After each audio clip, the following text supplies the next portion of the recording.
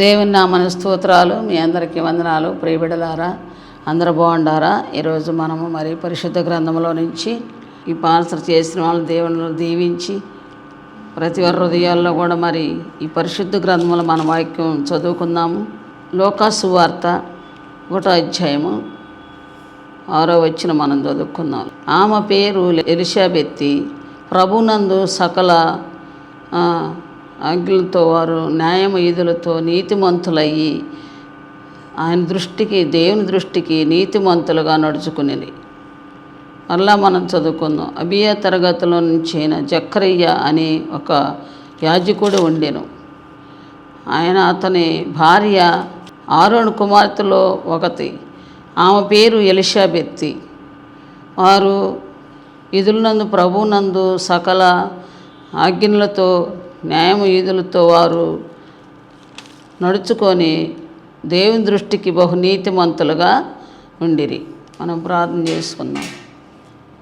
మహాగరుడ మహాపరిశుద్ధుల కృపగల స్తోత్రాలయ, సహాయం దయచే దీవించు నాయన. మరి ఈ పరిశుద్ధ లేఖనంలో నీ యొక్క జీవవాకులతో ప్రతి వారి హృదయాలతో మీరు మాట్లాడి ప్రతి బిడ్డని మీద హృదయాలను అడ్డం చేసి ప్రతి వారికి రక్షణ మార్గాలు, మీ బలమైన కార్యాలు జరిగించి ప్రతి బిడ్డను మీరు ఆశీర్వదించి మీ జీవవాకులతో ప్రతి వారితో మీరు మాట్లాడి మహిమ పొందమని నజరేయుడైన యేసునామమున నడుచున్నా తండ్రి, ఆమేన్. హల్లెలూయా. మనకి ఇక్కడ దేవుడు ప్రియులారా, లూకా సువార్త 1వ అధ్యాయం 6వ వచనంలో మనకి దేవుడు మరి స్పష్టంగా తెలియపరుస్తున్నాడు. ఇక్కడ ఒక ఫ్యామిలీ, ఎవరంటే జక్కరయ్య, ఎలిషాబెత్తి. వారు దేవుని దృష్టిలో బహుగా మరి అన్ని ఆజ్ఞల ప్రకారంగా యాజకత్వం చేసుండగా నీతిమంతులుగా తీర్చబడ్డారు. భూలోకంలో మరి ఇలాంటి గొప్ప సాక్ష్యం మరి ఆ దినాల్లో వారు యాజకత్వం చేసుండగా సకల ఆజ్ఞలు మరి దేవుని దృష్టిలో న్యాయంగా నీతి కలిగి వారు జీవిస్తున్నారు. అంటే వారికి పిల్లలు లేరు, కానీ వారు వృద్ధాప్యానికి వచ్చినా సరే వారు మరి దేవుని విషయంలో చాలా అన్ని రకాలుగా మరి దేవుని దృష్టిలో వారు నీతిమంతులుగా తీర్చబడ్డారని పరిశుద్ధ లేఖనంలో మనకు తెలియపరుస్తున్నాడు. హల్లెలూయా. నిజమే కదా. ఏమి లేకపోయినా, అంటే మనం అన్నీ ఉంటేనే కదా దేవుని సేవించేది, అన్నీ కలిగి ఉంటేనే మనుషులు దేవుని సేవించాలి అని అనుకుంటారు. కానీ ఇక్కడ వీరికి ఏమీ కూడా లేదు, పిల్లలు లేరు. మరి ముఖ్యంగా పిల్లలే కదా, ఒక వివాహం అయిన తర్వాత పిల్లలు కావాలని ప్రతి ఒక్కరమే కోరుకుంటాం. పిల్లలతోనే ఈ జీవితం స్టార్ట్ అయ్యిద్ది. మరి నిజమే కదా. ఈ పిల్లలు లేనందువల్ల వీరు ఈ పని మానుకున్నట్టు కానీ దేవునిని వదిలిపెట్టినట్టు కానీ ఎక్కడ మనకి తెలియట్లేదు. దేవుడే సాక్ష్యం ఇస్తున్నాడు. వృద్ధాప్యానికి వచ్చినా సరే యాజకుడు ఉండెను. వంతుల ప్రకారము తనకి వంతు వచ్చినప్పుడు ఆయన ధూపం వేయటానికి వెళ్ళెను. హల్లెలూయా. ప్రియబిడ్డలారా, కానీ అక్కడ దేవుడు మరి అతనికి ఒక దర్శనము చూపిస్తున్నాడు. దేవదూత వచ్చి జక్కరయ్య అని పిలిచాడు. తేట తెల్లగా జక్కరయ్య అని పిలిచినప్పుడు జక్కరయ్య భయపడిపోయాడు. భయపడబాకు జక్కరయ్య, ఇదిగో నీ భార్య గొడ్రాలు గనక ఆమె కుమారుని కన్యను, ఆమెకి యోహాను అని పేరు పెట్టుము ఆయనకి అని చెప్పాడు. కానీ జక్కరయ్య భయపడి మరి ఏం ఆలోచన చేశాడంటే శారీరక సంబంధమైన ఆలోచన చేశాడు. ఇది దైవ సంబంధమైనది కదా. మరి ఏమంటున్నాడు, ఇక సంతానం ఎలా కలిగిద్ది అనే అనుమానం. ఎలా కలిగిద్ది సంతానము? అదే ఈరోజు కూడా చాలామంది సంతానాని కోసం మరి దేవుని మీద ఆధారపడకుండా ఎన్ని వైద్యాలు చేపించినా, ఎన్ని డబ్బులు పెట్టినా, కానీ సంతానం విషయంలో మాత్రం దేవుడే ఇవ్వాలి. ఆయన ఇస్తేనే అది మనకి సెట్ అయ్యిద్ది. ఆయన ఇస్తేనే మనకి అది ఒక్కటి మాత్రం దేవుడు చేసేది. ఎందుకంటే సృష్టికర్త అయిన మన దేవుడు అది ఆయన మాత్రమే చేయాలి. ఎంత డాక్టర్లైనా, ఎలాంటి డాక్టర్లైనా సరే ఒక ప్రాణాన్ని పోసి ఒక మనిషిలో ఒక గర్భాన్ని ఇమడటానికి వారికి ఏమాత్రమో లేదు అధికారం. ఒకవేళ ఎన్నో టెక్నిక్లు వచ్చినాయి, ఇప్పుడు ఎన్నో రకాలుగా వచ్చినాయి, కానీ అవన్నీ చేసినా మరి దాన్ని నిలబెట్టి నిజముగా దేవుడు అనుగ్రహిస్తేనే అది జరిగిద్ది. ఆ దేవుడు అనుగ్రహించకుండా జరగనే జరగదు. కానీ ఇలాంటి టైంలో జకరియా అంటున్నాడు, ఇది ఎలా సాధ్యమైద్ది? ఆమెకి వృద్ధాపం వచ్చేసింది కదా, మరి డేట్లు కూడా ఆమెకి లేవు, ఇక ఎలా అన్నట్టుగా అనుమానంతో మాట్లాడాడు. హల్లెలూయా. అందుకే మనుషులకి దేవుడి విషయంలో అనుమానము కలగకూడదు. కానీ అనుమానం కలిగి నమ్మనప్పుడు మరి అంటున్నాడు, ఇదిగో జకరియా, నువ్వు నమ్మనందుకు నీవు మోగవాడవైపోతావు. ఆమె కనేంతవరకు నీకు నోరు రాదు. ఆమె కన్నా తర్వాత అప్పుడు అతనికి యోహాను అని పేరు పెట్టుము అన్నాడు. అప్పుడే ఆ పేరు పెట్టినప్పుడే వచ్చిద్దని చెప్పి దేవదూత మరి చెప్పాడు తేడతెల్లగా. నిజమే కదా. మరి మనకు కూడా మరి దేవుని యొక్క దూత, దేవుని యొక్క దర్శనాలు మరి మన జీవితంలో కూడా నిజంగా ఇలా అనుభవిస్తున్నామా, జరుగుతున్నాయా ప్రియులారా? మన జీవితంలో నిజంగా దేవుడు మనతో మాట్లాడినప్పుడు గ్రహిస్తున్నామా? నీతో ఏం మాట్లాడుతున్నాడో నువ్వు గ్రహిస్తున్నావా? గ్రహించినప్పుడు అది మనకి అనుగ్రహించబడింది. హల్లెలూయా. దేవుని నామానికి మహిమ కలుగును గాక. నిజమే కదా. మరి ఇప్పుడు 9 నెలలు ఆమె మొయ్యాలి, 10 నెలలు మరి ఆమె చేయాలి. అది అప్పుడే కదా అనుగ్రహించబడేది. కానీ మనము ఏ పని చేసినా దానికి టైం ఉంటుంది. టైం లేకుండా ఏది కూడా రాదు. ఇక్కడ కూడా మరి ప్రతి ఒక్కరికి 10 నెలలు టైం ఉండిద్ది. దేవుడు మరి గర్భాన్ని ధరించినప్పుడు అది 10 నెలల తర్వాత ఫలించిద్ది అన్నమాట, అనుగ్రహించబడిద్ది. అప్పుడు వరకు ఈమె మరి ఏమి పత్యాలు చేసిందో మరి ఆయనకి ద్రాక్షారసం కూడా మరి అనేకమైనవి కూడా మరి దేవుని దృష్టిలో లేకుండా మరి జరిగిచ్చాడు అన్నమాట. హల్లెలూయా. దేవుని దృష్టిలో మనము మరి ఎంతగానో మనం దేవుని యొక్క ప్రేమను మనం అనుగ్రహించేవారుగా ఉండాలి. దేవుని యొక్క కృపను మనము సంపాదించుకొని మనము దేవుని దృష్టిలో మనము బ్రతకాలి. నిజమే కదా.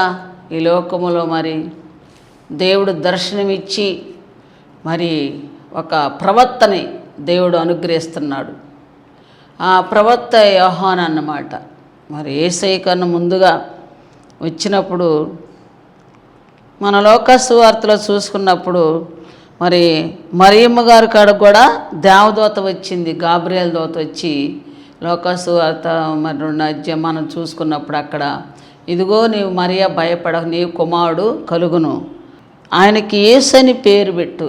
ఎక్కడ కూడా ఒక ప్రత్యేకమైన దేవుని యొక్క ఆశీర్వాదం, దేవుని యొక్క పిలుపు నీకు కూడా ఈ రోజున ప్రియులారా ఒక ప్రత్యేకమైన పిలుపుని మనము చూసుకున్నట్లయితే దేవుడు మనకి ఎంతగానో మరి అనుగ్రహిస్తాడు.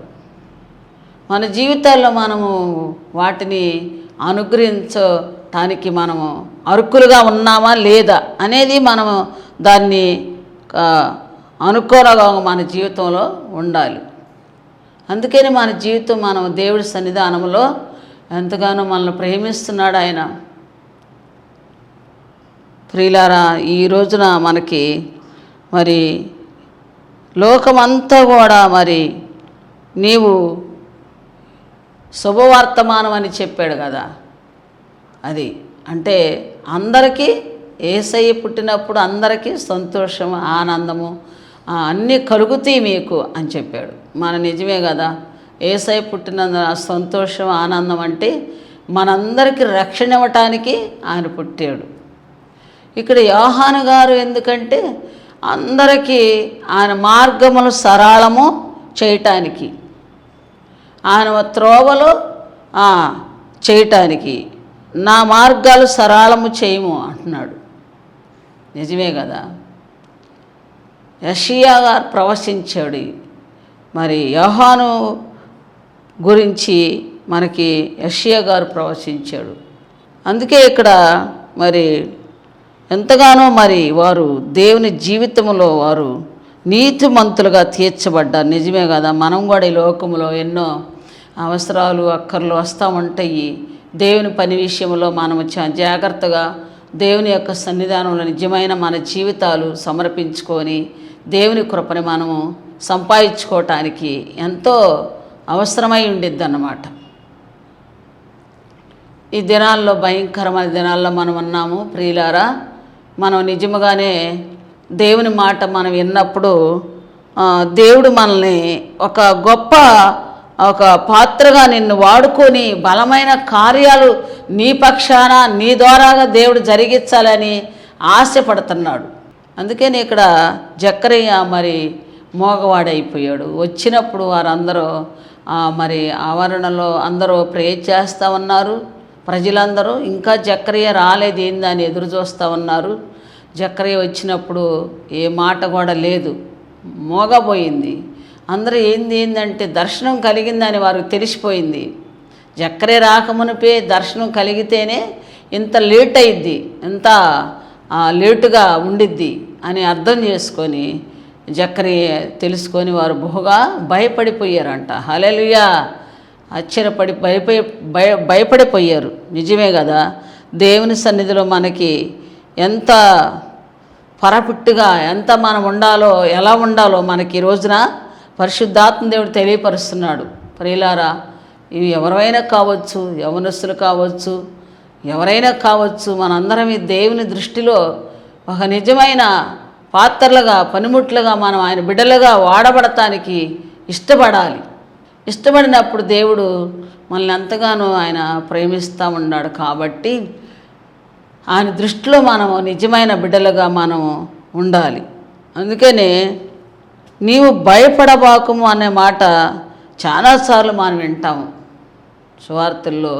ప్రతి ఒక్క స్థలంలో నీవు భయపడబాకుము అని దేవుడు చాలా చార్లు మనకి ఈ మాట తెలియపరుస్తూ ఉండ. అంటే మనం ప్రతి విషయంలో భయపడతామని, ఈ విషయంలో కాదు ఏ విషయంలో కూడా కొన్నిసార్లు భయపడతా ఉంటాము. ఇది ఏం జరిగిద్దో, ఏం జరగబోతుందో అని మన జీవితంలో మనకి భయపడతా ఉంటాం అన్నమాట. అందుకని ఆ భయాన్ని మనము వదిలేసి దేవుని వైపు చూసినప్పుడు ఏ భయం మనకు కలగదు. భయపడకుండా దేవుని మార్గంలో దేవుని పని విషయంలో నీవు ధైర్యవంతురాలుగా జీవించాలని మనకి దేవుడు తెలియపరుస్తున్నాడు. హల్లెలూయా. ప్రియబిడ్డలారా, నిజమే కదా. ఇక్కడ అందుకే యోహాను మరి వచ్చినప్పుడు అక్కడ మరి ఆమె ప్రసవేదనలు నిండినప్పుడు అక్కడ మరి ఆమె కుమారుడు పుట్టాడు, యోహాను పుట్టినప్పుడు అందరూ వచ్చి మరి బంధువులు స్నేహితులు ఉంటారు కదా, మనకులాగే ఆ దినాల్లో కూడా అందరూ వచ్చి ఫలానా పేరు పెట్టాలి, ఆ పేరు పెట్టాలి, ఈ పేరు పెట్టాలని ఎంతగానో మరి వారిని అడుగుతూ ఉన్నప్పుడు మరి జక్కరయ్య ఆ పలక తీసుకొని వచ్చి దాని మీద యోహాను అని రాశాడు. రాసిన వెంటనే మరి ఆయనకు నోరు వచ్చిందన్నమాట జక్కరయ్యకి. చూసావా? అంటే దేవుడి మాట వినకపోతే ఒక పనిష్మెంట్ ఉండిద్ది మనకి. ఆ దేవుని మాట వినకపోతే ఒక మన జీవితంలో మనకి ఉండిద్ది అన్నమాట. అందుకని మనం ఏం చేయాలా? దేవుని యొక్క కృపని మనం సంపాదించుకునేవారుగా ఉండాలి. అంటే దేవుడు ఏమైనా చెప్పినప్పుడు ఆయన ఎవరితో ఏం చెప్పాడు? ఇక్కడ యోనా గ్రంథంలో చూసుకున్నప్పుడు యోనా గారు కూడా ఈ పట్టణానికి వెళ్ళి నీవు అని చెప్పాడు. కానీ విననప్పుడు ఏం జరిగింది? దేవుని మాటకు భయపడిపోయాడు. ఏం జరిగిద్దో, అక్కడ నన్ను కొట్టేస్తారేమో మరి అని ఒక భయం వచ్చేసింది ఆయనకి. మనం కూడా భయపడాల్సిన అవసరం లేదు, ఏ విషయంలో భయపడకూడదు. ఇక్కడ భయపడిపోయాడు. భయపడిపోయినప్పుడు మరి వేరే మార్గంలోకి వెళ్తానికి ఇష్టపడ్డాడు. దేవుడు వెళ్ళనిచ్చాడా? దేవుని మాటనే నీ పక్షాన నా పక్షాన నెరవేర్చే దేవుడు. ఆయన ఇచ్చిన మాట మనం చేయలేకుండా ఉండా సరే, ఎలా చెయ్యాలో అలా జరిగిస్తాడు ఆయన. ఎలా జరిగించాలో అలా తిప్పుతాడు మనల్ని. మరి భయపడి మనం దాక్కున్నా సరే, ఆగిపోయినా సరే, నా వల్ల కాదులే ప్రభా ఈ పని, ఏదో ఉద్యోగం చేసుకుంటాను, ఏదో ఒక వ్యవసాయం చేసుకుంటాను, ప్రభా ఏదో పని చేసుకుంటా నేను అని మనం అనుకుంటే దేవుడికి అది ఏమాత్రమో ఇష్టం లేదు. అందుకే భయం అన్నమాట.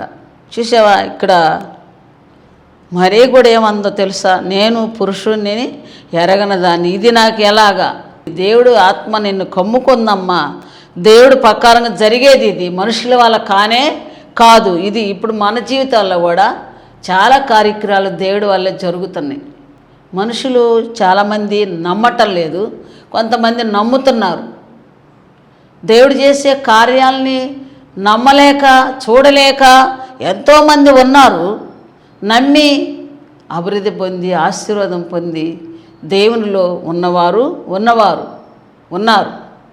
ప్రియులారా, ఈ మధ్యాహ్న కాలంలో మనం నిజముగా దేవుని మాట మనం విన్నప్పుడు అది ఎంతగానో ఆశీర్వాదంగా ఉండిద్ది. అందుకని ఇక్కడ మరి వినకపోయినప్పుడు అసలుకి తుఫానే తెప్పించాడు. ఇప్పుడు కూడా మరి తుఫానులు వస్తున్నాయి, భూకంపాలు వస్తున్నాయి, జలమయములు అయిపోతున్నాయి కొన్ని ప్రాంతాలు, మరి కొన్ని చోట్ల రకరకాలుగా మరి ప్రజలు నశించిపోతున్నారు చాలామంది. ఎందుకని మనం గ్రహించాల్సింది, దేవుని రాకడ అతి సమీపంగా ఉంది. ఎడతెగక ప్రార్థన చేయమన్నాడు దేవుడు. ఎడతెగక ప్రార్థన చేయాలంటే ప్రియులారా ఎలా చేయటం అంటే, ఈ మనం ప్రతి విషయంలో పని చేసేటప్పుడు కూడా ప్రార్థన చేయొచ్చు, మన పనుల్లో కూడా ప్రార్థన చేయొచ్చు. పొలంలో ఉన్నా, ఉద్యోగంలో ఉన్నా, మరి ఎక్కడున్నా మనం ప్రార్థన చేసే అవకాశం ఇచ్చాడు దేవుడు. మన హృదయంతో ప్రార్థన చేయొచ్చు. పనులలో కూడా మనం ప్రార్థన చేసినప్పుడు దేవుడు ఆ మార్గాలన్నీ సరళం చేస్తాడు. ప్రియులారా, ప్రార్థన చాలా శక్తి కలిగినది. ప్రార్థన లేని జీవితం చాలా శక్తి లేని జీవితమే మనం అనుకోవాలి. ఎప్పుడైతే ప్రార్థన ఉండదో నీకు, ఎప్పుడైతే దేవుని వాక్యం చదవటం ఉండదో, అప్పుడు మనకి చాలా భారంగా మన హృదయం గలిబిలి అయిపోతూ ఉండిద్ది. అందుకని దుష్టుడు చాలా పన్నాగాలు చాలా కల్పిస్తూ ఉంటాడు. దేవుని పనిని వెనకేయటానికి ఆపటానికి వాడు పన్నాగాలు ఉంటాయి. కానీ మనం గ్రహించేవారుగా, ఇది ఎందుకు మనము వాటిని గ్రహించేవారుగా ఈ లోకములో మనం గ్రహించి వాటిని నడుచుకోవాలని పరిశుద్ధాత్మ దేవుడు ఈరోజు మనకు తెలియపరుస్తున్న ప్రియబిడలారా, యవనస్తులారా, అనేక మంది తల్లిదండ్రులు, పిల్లలు, మరి మనం అందరమే కలిసి దేవుని యొక్క సమూహంలో ప్రార్థన చేసినప్పుడు భయము పడకుండా, అందుకే ఏమైనా భయపడితే ఏమైనా జరిగిందా? మరి భయాన్ని తొలగించి ప్రార్థన చేసేటట్టుగా, ప్రార్థనించేటట్టుగా, ప్రకటించేటట్టుగా దేవుడు చేశాడా లేదా? మరి మనం కూడా భయపడి ఒకవేళ పారిపోయినా ఏడైనా, అందుకే దావీదు భక్తుడు అంటాడు, ప్రభా నేను రెక్కలు కట్టుకొని ఆకాశముకి ఎగిరి అడవిలోకి వెళ్ళిన, సముద్రాలు దాటి అక్కడాను ఉండవు ప్రభా, మరి నేను పాతాళంలో పడుకొని అక్కడాను ఉండవు ప్రభా, నేను ఎక్కడికి వెళ్ళినా అక్కడను ఉండవు ప్రభా. నిజమే కదా ప్రభు, మనం ఈ భూలోకంలో ఎక్కడికి వెళ్ళినా ఆయన లేకుండా మనం లేము. ఆయన సన్నిధి కూడా మనతో కూడా ఉంటుంది. ప్రతి క్షణము దేవుడు మనతో ఉంటాడు. అది మనము తెలుసుకోవాలి. అందుకే భయాన్ని ఈరోజు, మరి భయం అనేది మనుషులకి కలిగినప్పుడు మరి దేవునిలో మనము కొన్నిసార్లు ఆగిపోయే ప్రమాదం. నిజమే కదా, దేవుని కృపను మనము సంపాదించుకునేవారుగా. అయితే మన మూలాన ఇతరులకి ఆపత్తలు కలుగుతాయి అన్నమాట. ఎందుకు ఇక్కడ యోనా మూలాన ప్రజలందరూ కూడా గడగడ వణిగిపోయి ప్రాణభయాలతో వణికిపోయినట్టుగా మనకు కనపడుతుంది. ఎవరి మూలాన? అది మనం ప్రార్థన చేయలేదనుకో, మన ప్రాంతంలో మనం ఉండి ప్రార్థన చేయలేదనుకో, ఏదో ఒక భయంకరమైన పరిస్థితులు జరిగే అవకాశం ఉంది.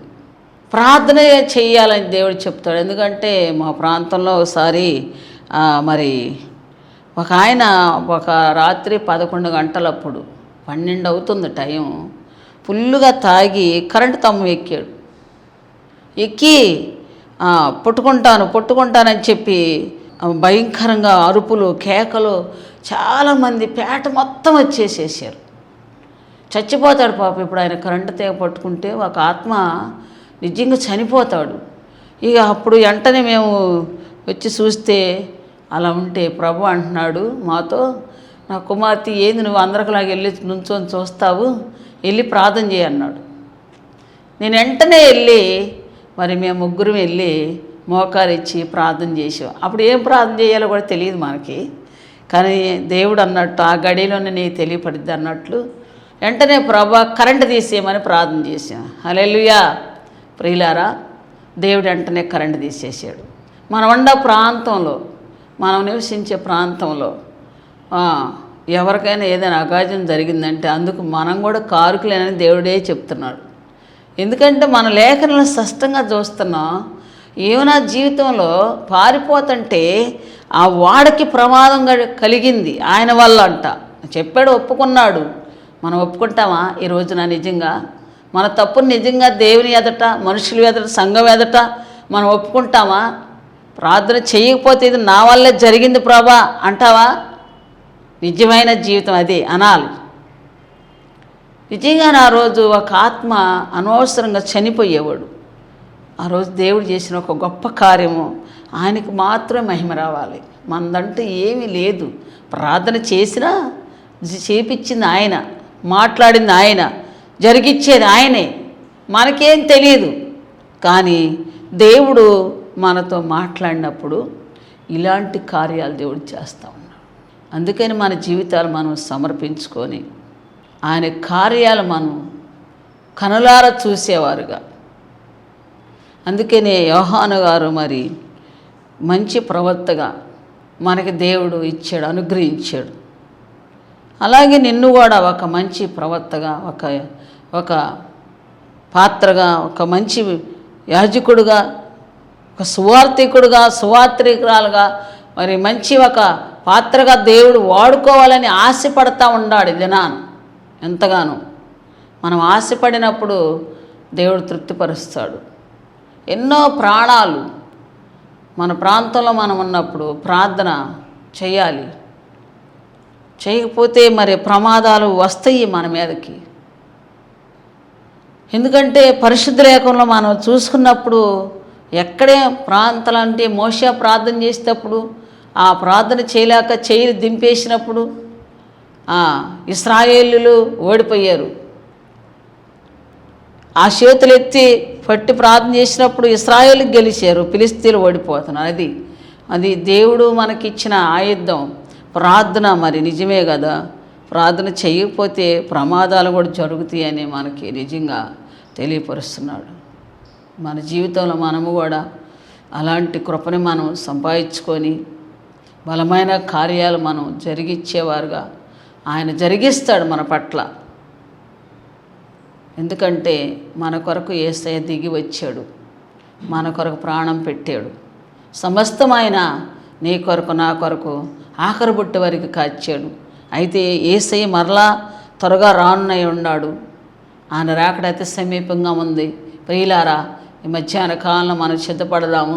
ప్రతి ఒక్క విషయంలో మనము భయపడకుండా ప్రార్థన విషయంలో, దేవుడి విషయంలో, ఆయన సన్నిధానంలో మనము భారావాటంగా మనం అందరమే ఆయన దృష్టిలో మరి నడవాలని దేవుడు ఈ మాటలు దీవించుగాక. ఆమెను ప్రార్థన చేసుకున్నాం. మహాగరుడ మహాపరిశుద్ధుడ కృపగల స్తోత్రాలయ సహాయం దయచి దీవించు. ఇప్పుడు వరకు మీ జీవాకులతో ప్రతి వారితో మీరు మాట్లాడిన దాన్ని బట్టి స్తోత్రాలయ. ప్రతి హృదయాల్లో మీరు నాట్యం చేసి నాయన భయాన్ని కొట్టివేసి అయ్యా ధైర్యవంతులుగా ప్రతి వారికి అనుగ్రహించి రక్షణ భాగ్యాన్ని తెరిచి ప్రతి వారికి మీరు అక్కడికి సిద్ధపడే మనసు దయచేయి. అన్నిటికన్నా విలువైనది ఘనమైనది మీ రక్షణ ఎందరికి లేదో ప్రభా, ఈ మధ్యాహ్న కాలంలో ప్రతి వారికి రక్షణ దయచేయి. వారి జీవితాల్లో ప్రతి ఒక్కరికి అనుగ్రహిస్తున్న యేసయ్య స్తోత్రాలు. ప్రతి బిడ్డతో మీరు మాట్లాడండి. యవనస్తులేం యవనరాళ్ళేం ప్రభా, ఇంకా వృద్ధాపంలో తల్లులేమి తండ్రులేం ప్రభా, ఎంతమంది ఈ లోకములో ఉన్నారో నీకు తెలుస్తున్నాయన.